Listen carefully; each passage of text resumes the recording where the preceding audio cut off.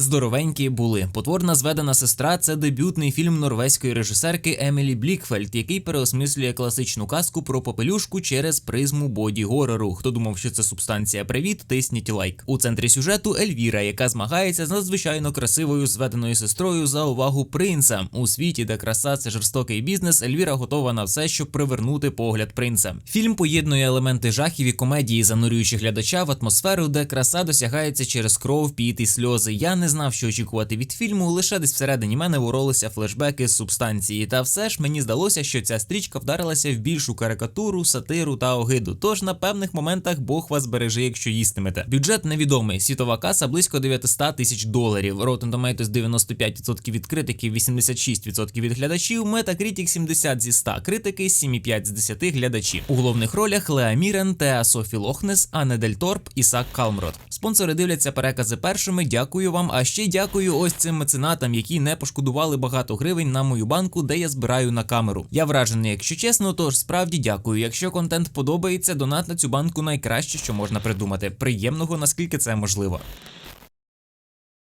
Починається фільм з того, як дівка каже, що ще в обличчя не бачила, вже 2 чи 3 рази втогойкувалася в принца. І все то так поетично та красиво. Та ляпа з попиці повертає в реальність, де Ельвіра, наша з сестрою і мамцею, їдуть кудись. То були вірші принца. Так вона їх любить, що аж сняться. Приїхали до якогось замку, і Ельвіра ще вийти не встигла, як їй мамка нагадала забрекати, щоб та сильно рота не роззявляла. Мамця, значиться, буде за діда заміж виходити, аби бабки, тусовки і розкішне життя. Це його донька. Ну і все, поклялися биріком до смерті любити один одного. І та, що симпатична, хату показує. Каже, це Ісаак, за конинами доглядає. Ельвіра, прибацана якась пащеку розтопирила, на кімнату задивляється. Не звикла до такого. В принципі, зрозуміти можна. Видон на хату принца, і голуба помічає вірші його, а Ельвіра їй хопа, заміж, каже, за нього хочу, буду його жінкою колись. Ну, та тільки посміхнулася. Даю 99 гривень, що таких тортів тоді не робили, але ладно. Сімейний вечір, і дідо вирішує тортом писок Ельвірі зарядити, щоб добряче посміятися. Ну, по приколу йому. Ото вони всі ржуть, та так сильно, що в старого серця й не витримало. Він кров'ю плюнув і на той світ. Ось така зав'язка. Пізніше приїхали 3 циліндрів, але про них потім. Спершу показують, як Ельвіра чоколаду зведеній сестрі приперла, бо та горює за татком, місця не знаходить. Ну і довго не думаючи, сама його й втоптала. Тільки гребінця захотіла затестити, сестра каже, давай іди. Ельвіра їй каже, що як її татко помер, теж були непереливки, але все налагодилося. І та в шоках, як це вона може своє горе зрівнювати з її. Старого ще не поховали, а вона тут, бачите, вже влаштувалася безсовісна. Каже, що якби не гроші, татко б в житті б їх не прийняв. Постає питання, які гроші, бо, як виявляється, ні в діда, ні в жінки їх не було. Ельвіра, розуміючи, що план не по плану, залітає з криками «немає в них грошей». Якраз до тих циліндрів, що приїхали конфісковувати всі землі і скот, копійки лише лишили. Бо ж грошей тут дійсно ні бобо, як виявилося. Мати від того й зомліла. Каже, все пропало, найти багатого мужика, який її захоче, це impossible. Вдова, цицьки висять, 2 безнадійні доньки, все пропало. Ельвіра каже, що вона може вийти заміж, але мати їй спершу радить в дзеркало поглянути. В принципі, можна ще піти на роботу, але згодна, фігня якась. Ну, прийшла, дивить в те дзеркало, все, що додивилася,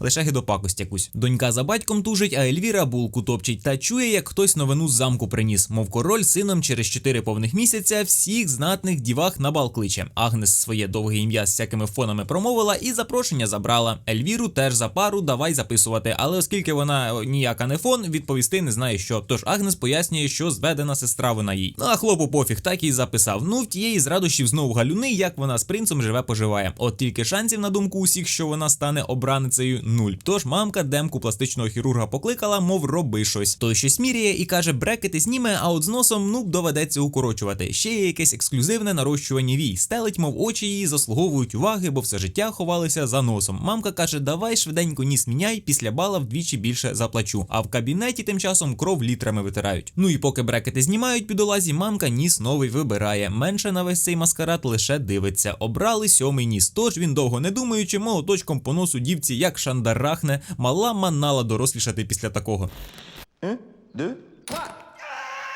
Та ще й не раз падло стукає. Дівчата зібралися вчитися бути дівчатами чи що. Он сидить з дзьобом тепер, чекає, поки загоїться. Прийшла директорка школи етикету і каже, честь у них бал відкривати. А на балу там, ой-йо, і графи, і барони, сама важлива ніч вашого життя. Тож треба вчитися себе продати. Вчити буде ось цей Гітлер з козою. Не знаю, як описати ці всі рухи, бо я хз чи окей, чи ні, у них це виходить. Але Гітлерші дзьоб в перших рядах не подобається. Тож вона її просить відступити. І ще трохи. І ще. Ну, коротше, на задню парту. Агнес тут, значить, сама гарна, чітко дають зрозуміти. На вечерю Ельвіра буде їсти воду з лимоном, а поїсти вона любить, тож і тут доводиться мучитися. Агнес каже, що дата похорон в неї є, коли вони зможуть це дозволити. А мамці їй, що після балу, коли Ельвіра заміж вискочить, Агнес в шоках, що замість похорон та гроші на лікаря естетика тринькає. А потім ще й каже, що сукні її дівки візьмуть, щоб не купувати. Та й збісилася від такого неподобства. Прийшла до татка, а він тут трохи поплив. Конкретно. Коротше, йдуть дні навчання поклонів і ходіння рівно, і ось він, список запрошених готовий. І на диво в кінці когось замазали і Ельвіру написали. Шок і знову галюни, бо на крок ближче до принца. Гітлер витанцьовує, всі на то дивляться і хочуть так само повторити. Ну, випихають Ельвіру, та щось трохи денсить, і їй як давай після тих танців з ніг до голови обливати. Ще й каже, що якби мамка не заплатила, хрін би вона тут була. Кличе Агнес знову, і ті танцюють, ну, якщо чесно, так само якось, обіда. Ввечері сукня холєра така не сходиться. Дівка розчарована собою, дивить на те тіло як тіло і бачить тому суцільну відразу. Тож правильно, заниканою булкою треба заїсти горе. Наступного дня на прийомі у директорки вона каже, що не все так безнадійно. В ній є багато чого від неї самої. Просить показати носяру, який розпухшо тренда, і та каже, що це красиво, бо вона змінює зовнішність, щоб відповідати тому, що в неї всередині. Це варто запам'ятати. І каже, що в неї є дещо для такої сміливої, як вона. На пікніку сестри читають вірші, і Ельвіра каже, буду показувати тобі приколдес, клянись, що нікому не розкажеш. І дістає презент директорки. Глиста. Типу проковтну і їстиму скільки захочу, бо за мене буде їсти черв'як. План залізний, що сказати. А як вийде заміж, худа та прекрасна, вип'є проти отруту і все. Сестра в шоці, але це ініціатива Ельвіри. Обзиває меншу дитям, бо та ніколи в житті б не ковтнула гидоту, тож остання на конину і прощавай. Під вечір Агнес до конюха прийшла і як давай лизатися. От така вона любов. Не пришиєш, не прикажеш. Але треба за принца виходити, хоч і любить вона тільки його. Ельвіра ж на глиста подивилася і в надії їсти і не товстіти заковтнула. В цей момент птах впав, то хлопи бавляться і всяку гидоту обговорюють. Серед них і принц дюрить з голою жопою. Він на неї подивив, хлопці про пісюни пожартували, але принц з металевою мордою чпокатися не хоче. Це він ще про глиста не знає, але все одно нуль манер у гівнюків. Тож дівка й побігла, щоб все одно попідглядати. Додому дошкандибала лише вночі і тим самим попалила статеві зносини молодят, але оскільки стелс не прокачаний, як ми зрозуміли, і тут вона спалилася. Чувак з переляку вистрелив і зранку стає зрозуміло, що мала мерзотка заклала Агнес, щоб прибрати головну конкурентку, бо ж про яку цноту мова тепер. Зла мачуха, яка так нагадує Андреу з ходячих, капець дівку в рабині, а пацика під сраку. Ельвіра ж тим часом нагребла в щура і топчить булки. Ось воно значить, чому огидна зведена сестра. Тепер все стає на свої місця. Лежить задоволена, черв'яка нагодували. Мамка клітку з носа зняла, а там ну прям небо земля, звісно. Ага, тепер принц от точно полюбить. Стоїть з Агнес, злорадствує, як та відьма. Краса – це біль, каже плакат, тож наступним кроком буде нарощування вій, точніше пришиття. Лікар каже, що далі можна й груди забацати, як у медсестри. Беруть голку розміром з палець, медсестрі он вже пришили трохи мимо походу. Лобешник прив'язали, обезболом на основі листків коки помазюкали, в себе трохи, ну і я хезе, як це знімали, але бодь-горор у всій красі. Шиють їй, коротше, якось ті вії на вії, а ввечері не бачить ні шиша, ще й глист спати не дає. Аж сестру розбудила, в якої, до речі, критичні розпочалися, чому вона не рада. Вийшла до цієї доходяги, яка типу не може туалет знайти, і просто пішла. Тож Ельвіра попленталась собі далі хавку шукати, але цього разу Агнес з сокиркою завадила, і розумна така каже, тримай торт, та й давай запихати ще і ще глистяка годувати. Наступного дня в школі жіночки обговорюють втрату Агнес і що доведеться іншу шукати тепер, а іншої немає, ніхто її не влаштовує. Аж раптом лише подивіться, кого помітила. Ну холєра, ладно. Ввечері Агнес вимушена годувати Ельвіру прямо в ванні, яка ніяк віршів не начитається. Ще й спагетті, яке нагадує глистів, а воно то все падає прямо в воду, а там ще й волосся, гидота та й годі. Тут вже чітко промальовується огида від Ельвіри, саме внутрішня огида. Каже, що попелюшка їй волосся розчесала її ж гребінцем. Вона каже, що він їй більше не знадобиться, бо та лисіє. Токсикоз.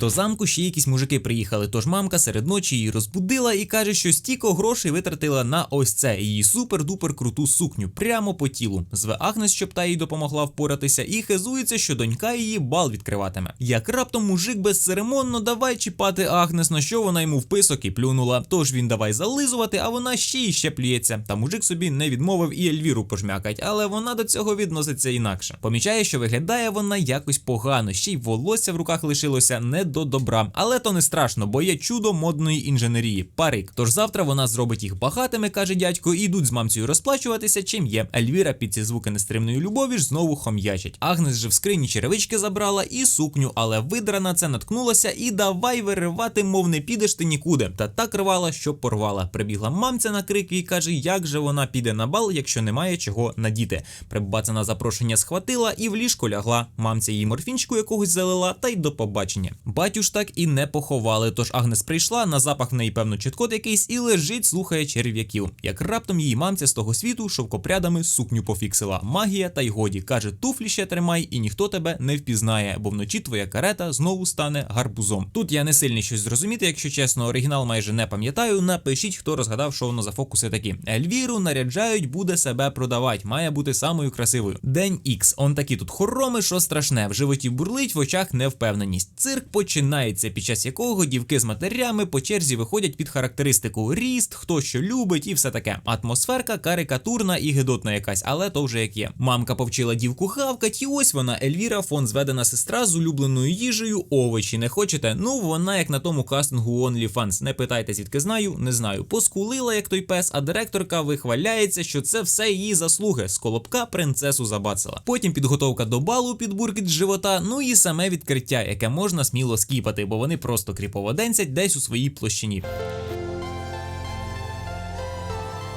Але поєднання музики та візуалу кльове, прямо як на каналі Сідні Райлі. Якщо ви кайфуєте від електронної музики і вам заходить естетика атмосферних візуалів, обов'язково зазирніть після переказу на канал Сідні Вейв. Це один з моїх підписників, який створює відео, що круто передають настрій і час через музику. Його ролики – це щось на кшталт подорожі в інші епохи і інші відчуття. Медитативний вайб, музика, образи, коротше контент, аби відключитися, переключитися і просто відчути момент. Посилання залишу в описі, загляньте, не пошкодуєте. Тепер час принцу дівку на пару для танцю обирати, тож шикуйся. Звісно, він зелену вибрав з дуру і вони знову танцюють, а весело як я не можу, хоч би не зомліла. Процес перериває ось це чудо, на яке поц моментально перемикається, бо ж загадка має бути, шарите. Все, Ельвіра плакає, черв'як теж, і її починає нудити. З цього моменту їжу відставляйте, вона вам не знадобиться, бо вона яйками ригає тільки так. Дівка думає, що вона вмирає, але мамка каже, в руки себе бери, є багато інших класних мужиків. По писку, і Ельвіра тепер денцить з усіма потроху, аби впасти хоч на когось. Але бідолазі вже якось не до кружлянь, їй ті глисти всюди ввижаються, мізки течуть конкретно. Ще й фіналочка, де вона дізнається, хто ж це насправді в блакитній сукні. Від такого откровення Агнес біжить, принц за нею, Ельвіра зла, бо пропало все. Чия туфелька, каже, на тій і одружиться, а туфелька ж Агнес, карета якої знову стала гарбузом. Тож вона вже сидить вдома, ніби нічого й не бувало. Та Ельвіра пройшла багацько, тож ножа в руки і каже, туфлю віддавай, будемо битися. І б'ються. Під час переслідування натикаються на мамку, якій вже ні до чого слухати, хто принца того відбив,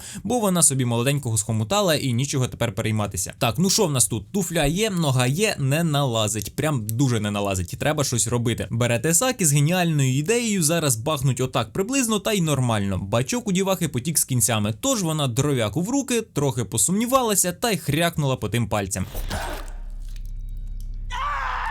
А що ви думали, не буде такого? Почекайте. Прибігла сестра з мамкою і хахалем, який зумлів від картини. Ельвіра каже, що туфельку вона одягне 100%. Тож морфінчику їй влила жінка, і от холєра, не ту ногу дурне відпанехало, туфля ж у принца ліва. Сестра каже, та заспокійтеся, але мамця теж думки, що туфля має підійти. Тож мить, оцінка ситуації і процес пішов. Ельвірі знову мариться, як принц знайшов її, як всі раді, але вікап в реальність без пальців і з глистом в шлунку. Це я так, щоб не забували. Чується, як принц приїхав. Тож вона наостанок ще зуба зламала і давай повсти назустріч. Кайфово тут передали всю огиду, яка сиділа в ній. Далеко не в зовнішності була проблема, як виявилося, але фіналочка прям гидотна. Агнес прийшла, подивилася на те все і чується, як принц знайшов свою діву. Тож все пропало вкотре. Ельвіра плакає, молодята цілуються, а я зіпсую картину конюхом-бідолагою, про якого всі забули. Але що та любов? Прийшла сестра, налила молока і каже, пий проти отруту, бо ж габела. І зараз ті, хто занадто чутливий, раджу дивитися на свій страх та ризик, бо Ельвіра в моменті давай блювати, і з неї починає виходити глист,